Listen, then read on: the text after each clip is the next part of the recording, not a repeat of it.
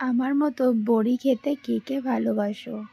এটা হচ্ছে ডালের বড়ি, আর এটা হচ্ছে কুমড়ো দিয়ে আর বিউলির ডাল বা কলাইয়ের ডাল দিয়েই তৈরি করা হয়।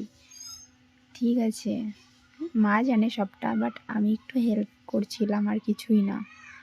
আমি এর মাথা মুন্ডু কিছুই বুঝি না, আমার মা সবটা জানে। আর গ্রামের মেয়ে হলে হবে না, গ্রামের মেয়েই আমি, কিন্তু গ্রামের অনেক কাজই আমি জানি না। ঠিক আছে, আর মা বলছিল একটু হেল্প করতে, তাই আর কি। তো আমার মতো তোমরা কি ভালোবাসো? আমি কিন্তু খুব ভালোবাসি, আবার আমার সহ্যও হয় না, আবার পেটে খুব ব্যথা করে খেলে পরে। এদিকে ভালো লাগে, কি করব। তো আমি আর কিছুদিন পরেই হসপিটালে ভর্তি হব, যেই কারণে মা বললো আর বড়ি দেওয়ার সময় পাবো না, সেই জন্য একটু আগেই বড়ি দেওয়া হচ্ছিল আর কি। আর মা বড়ি দিলে আর আমার বড়ি দেওয়া লাগে না, মায়ের কাছ থেকেই আমার হয়ে যায়। আর তাছাড়া আলাদা করে অত খাটনি আমি করতে পারবো না, অনেক খাটনি আছে আমার দ্বারাই, যেগুলো অসম্ভব একদমই।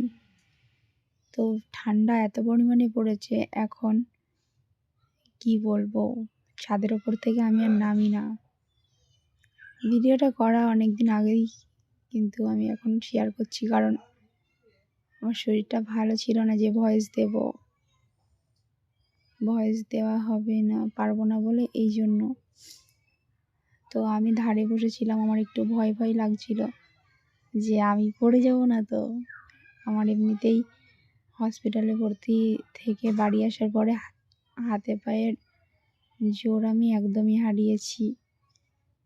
তো আমি এখানে ছিলাম, আরও অনেকেই আছে, আমার বাবা আছে, মা আছে, আমার একটা দাদা আছে, আমি এখানে একা ছিলাম না। আর আমাদের বাড়িতে নিচেই অতটা রোদ্দুর নেই, ওপরে রোদ্দুর, এই জন্যই ওপরে আর কি।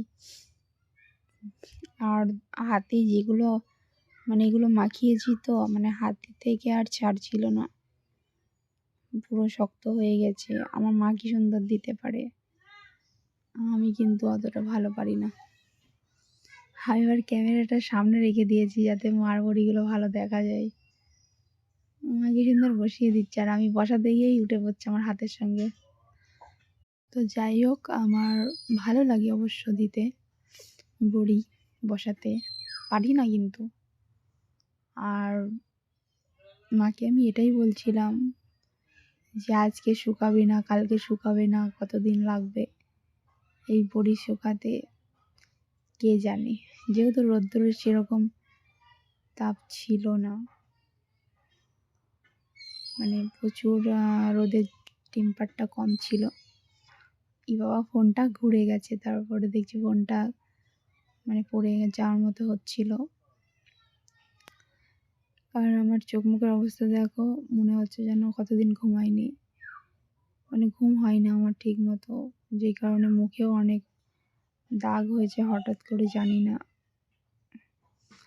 তো যাই হোক, গ্রামের মানুষ হলে অনেক কাজই আমরা শিখতে হয়, যেগুলো প্রয়োজনে পড়ে।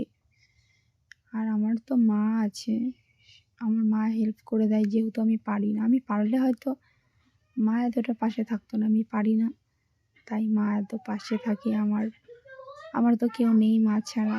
তোমরা যারা যারা মাকে ভালোবাসো কমেন্ট করো তাড়াতাড়ি।